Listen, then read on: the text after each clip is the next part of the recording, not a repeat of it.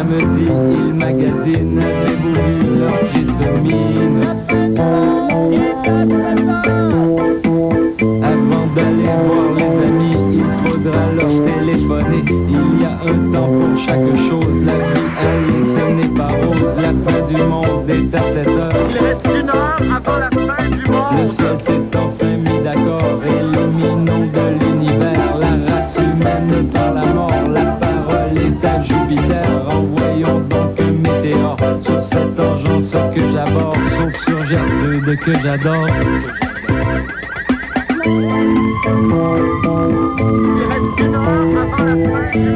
Un petit téléviseur voulant donner un peu de bonheur à cette triste société décide de lui annoncer la fin du monde est à 7 heures. On voit les signes avant-coureurs. Vous pouvez faire ce que ça vous chante, vous pouvez faire ce que ça vous tente. Vendredi 20 novembre 1998, spécial, c'est ma fête. À la mi-temps de la campagne électorale, Jean-René Charest fait son bilan. On s'en sac. Moi, je suis au mi-temps de ma vie et l'heure n'est pas au bilan, mais à ma fête. Bruno Blanchet, il m'offrira le meilleur de sa chronique « Quoi ne pas faire en fin de semaine ?» Mais moi, dans le fond, tout ce dont j'ai toujours rêvé, c'est de ce joli aspirateur à rappel de cordon automatique ou de ce somptueux mobilier en lac avec plateforme en su. Et puis au diable, je veux les deux, c'est ma fête.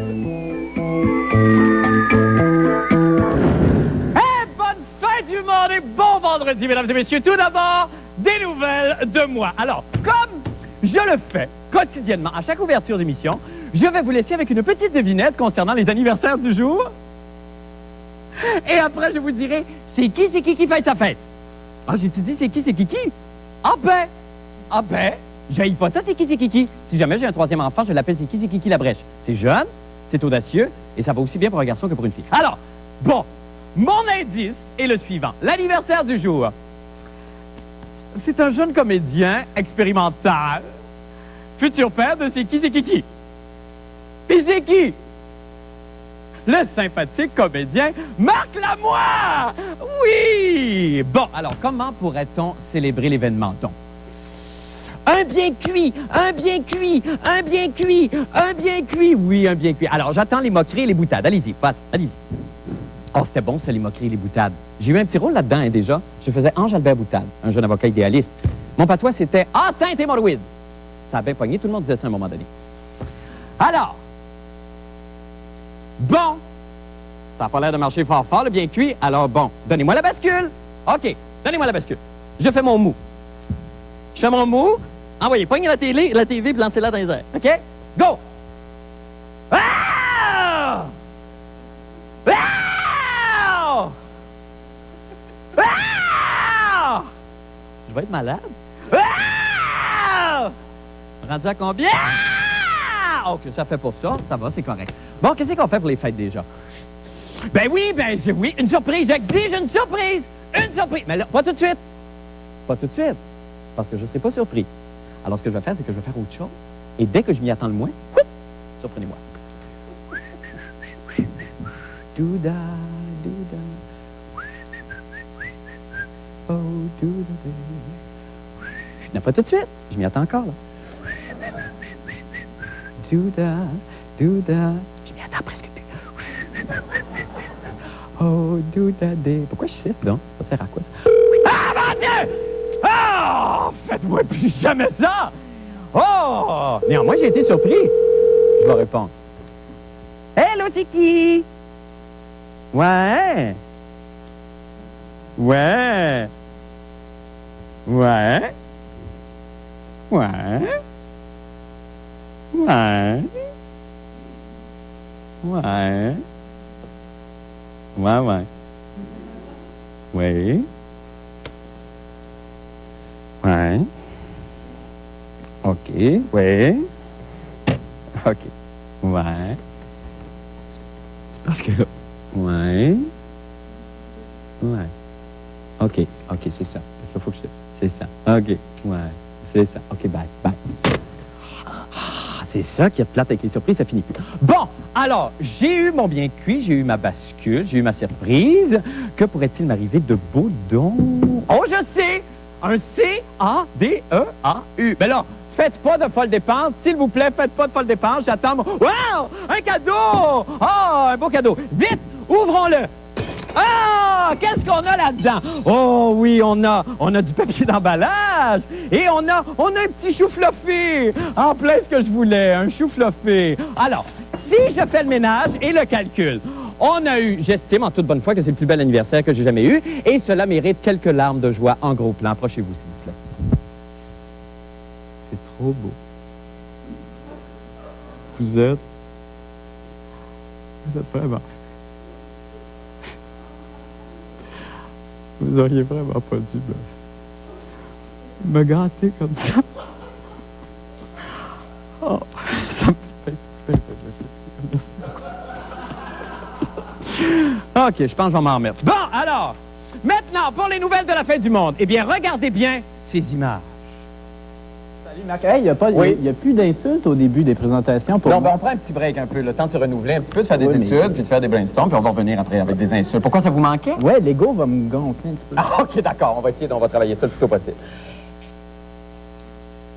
Alors, ce soir, Jean-René Dufort, le fifon qui louche, la molécule des sortigués, l'oisillon des karaokés, le souriceau cravaté, la dancing queen de la fureur, la granule homopathique au double foyer, le mulot bleaché, le bourricot équipé, le fœtus sceptique, l'ovule intello, le petit pois de Véronique Cloutier, la saucisse cocktail aux 8 chemises, la mini-pète des médias a fait son propre bilan de la campagne électorale. Et il en est arrivé à la conclusion que les libéraux étaient bien mal au point. Il a donc cherché une solution pour les aider. On l'écoute.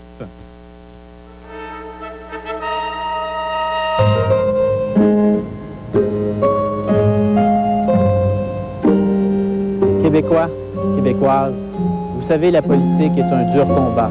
Et j'ai payé moi-même très cher ma quête pour un Québec plus fort. Mais présentement, je crois qu'il est nécessaire que nous venions tous à la rescousse de Jean Charest.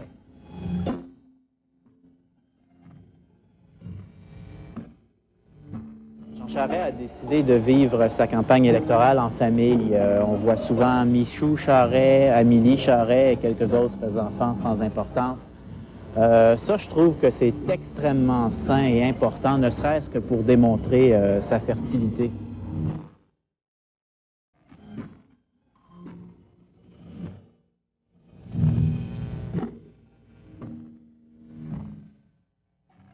Pour un Québec plus fort. Je me demande ce que ça veut dire.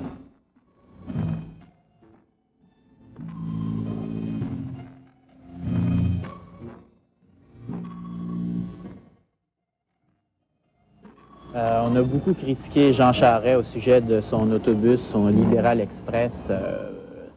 Bon, on dira ce qu'on voudra, mais beau bezou.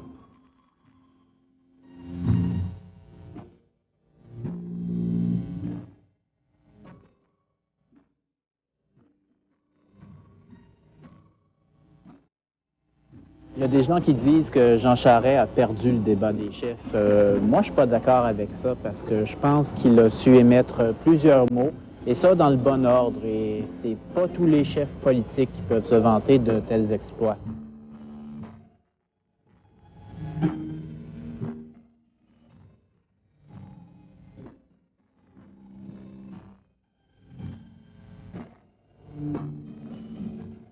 Il y en a qui reprochent à Jean Charest de ne pas avoir d'idées.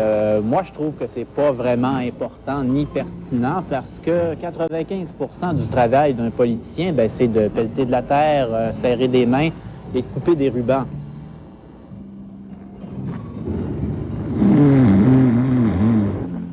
Moi aussi, je suis tanné de me faire dire que le Parti libéral, c'est pas un parti de jeunes. Le Parti libéral est un parti de jeunes. Et je pense pas qu'on devrait les discriminer parce qu'ils utilisent des marchettes ou des bassines.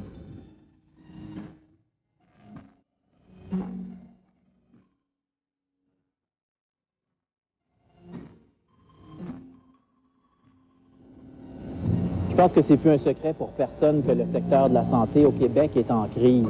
Il y a eu le virage ambulatoire, des coupures, encore des coupures. À ce niveau-là, je pense que Jean Charest est clairement le choix des malades. ceux qui disent que la campagne électorale des libéraux connaît des dérapages, eh bien, attention, parce que moi, je leur réponds que Jean Charest est un leader qui restera toujours debout. Vous savez, le 30 novembre sera une date historique pour le Québec et moi, je vous invite à appuyer Jean Charest, Michou Charest et Pierre Paradis dans leur beau rêve libéral, peu importe où ils iront.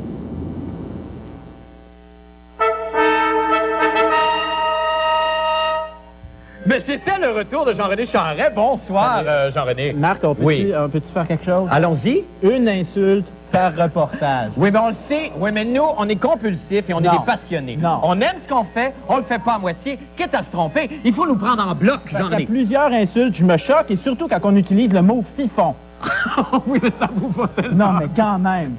Mais c'est bon, on en a eu pour un compte, là. On en a eu pour un petit bout. Oui. Bon, alors parlons politique, Jean-René Dufort. Pas encore. Bon, oui, pas toujours. Là, vous avez fait une très savante analyse. Et même que c'est assez étonnant. Parce qu'à la suite de ce débat qui a eu lieu cette semaine, il y a vraiment eu deux tendances qui se sont dégagées. Il y a les spécialistes qui considéraient, eux, en gros, dans leurs éditoriaux, en tout cas la plupart, disaient que M. Charest était très bien sorti d'affaire pendant le débat. Et par contre, dans les sondages qui sont sortis hier et avant-hier dans les journaux, la population, quant à elle, avait estimé que Jean Charest était planté royalement. Ben, c'est pour ça qu'on se demande, est-ce qu'on doit écouter les experts? Parce qu'on regarde ça et on dit, le débat a montré que le Charest des Québécois, que les Québécois attendent depuis des mois. Oui. Dumont, mauvaise performance comme c'est pas permis, d'affirmer Luc Lavoie de National. Oui. Et avec son charabia, il n'a servi que de faire valoir aux deux autres. Et on regarde la population générale. Oui. Et on dit que c'est Mario Dumont et Lucien Bouchard qui a gagné. Et Bon. Jean Charest s'est fait planter. Bon, votre opinion personnelle, très rapidement, Jean-René, on n'a pas beaucoup de temps. Mon opinion personnelle, c'est Oui. que les experts se préoccupent beaucoup trop de l'image. Oui, il avait l'air beau, oui, il regardait la caméra, mais il n'a rien dit. Okay. Et la population, c'est... A senti le cœur qui parlait oui, chez les deux autres. Oui, et les petites blagues de Lucien. Ah, c'est tellement winner! Blagues. Oui! L'accent. L'accent. Merci beaucoup, Jean-René. Malheureusement, c'est tout le temps qu'on a. Salut. C'est très intéressant quand vous vous penchez comme ça dans le fin fond du problème. Je m'excuse, je porte la même cravate qu'hier. C'est pas grave, ça, c'est des choses qui arrivent. Ça m'arrive des fois le jeudi ou vendredi. Ouais. Merci beaucoup, Jean-René. Nous allons faire une petite pause. Nous revenons avec d'autres nouvelles. Restez là.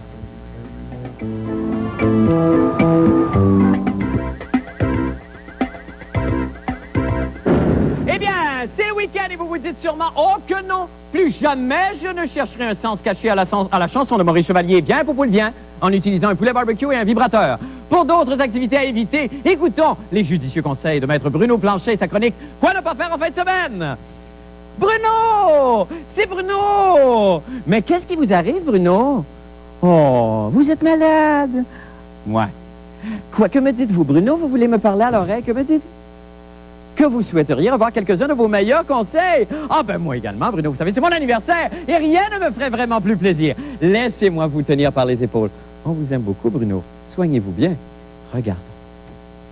L'automne, c'est bien connu, on reprend le goût de se retrouver en tête-à-tête entre amoureux pour un beau souper mexicain aux chandelles, comme on va pouvoir le voir bientôt.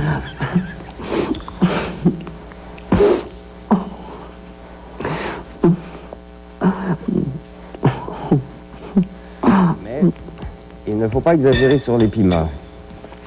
Ça peut faire round.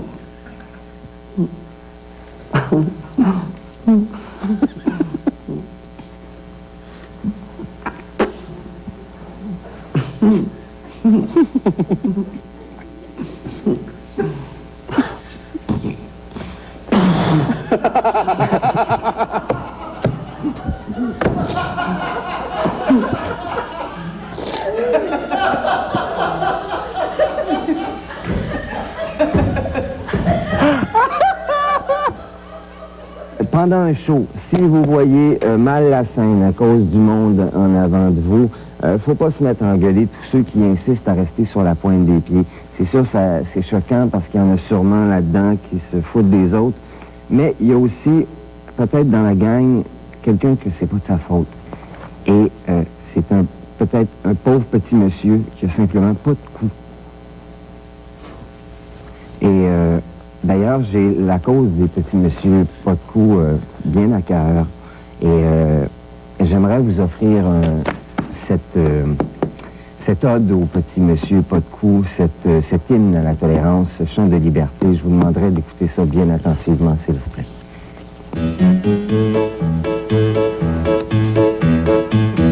Le pauvre petit monsieur pas de cou, toujours pogné sa pointe des pieds. Y a pas de cravate pis pas de collier. Il restait mal avec un col roulé. Y a de la misère des fois à se gratter. À se gratter. Le pauvre petit monsieur pas de cou, il fête Noël pis il est pas gêné. Il aime ça aller chaparanter. Ce beau d'ose, manteau lictus pis il fait semblant qu'il tousse. Il fait semblant qu'il tousse. Mais il est toujours capable de danser.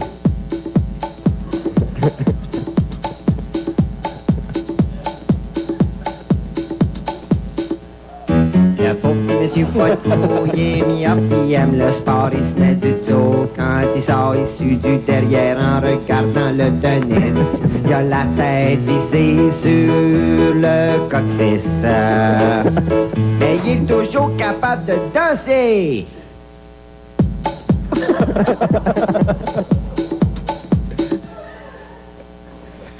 Le pauvre petit monsieur pas de cou, des fois il se fouille dans le nez. Ça y arrive même de s'étouffer, pis quand il éternue, des fois ça pue, y'a le nez au bout de l'os du cul, de l'os du cul. Mais il est toujours capable de danser.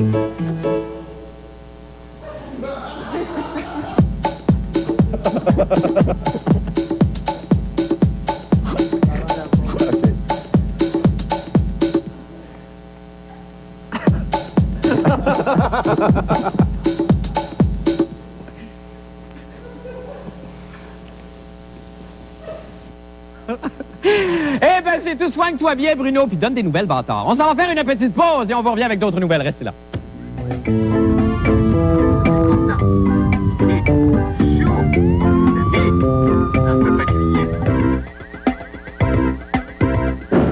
De retour avec le pire moment de la semaine et nouveauté à compter d'aujourd'hui, le prix sera accompagné d'une bourse substantielle. Alors, pour l'occasion, je vais maintenant rentrer dans la peau d'un de mes personnages fétiches que j'appelle le petit vieux qui met son change par ordre de grandeur. Place au théâtre. Bon. Ah, wow! Ni donc bien. Il y en a des, bon, c'est des 30 choux, c'est des d'autres 30 choux, c'est des choux noirs, c'est des 10 choux, c'est des 5 choux.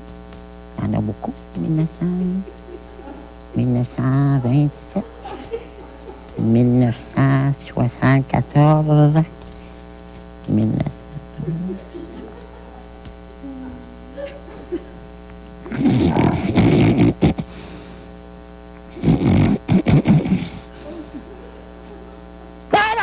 Ah! J'ai plus de champ enclenché par ordre de grandeur. Merci. Merci infiniment, merci. Merci beaucoup.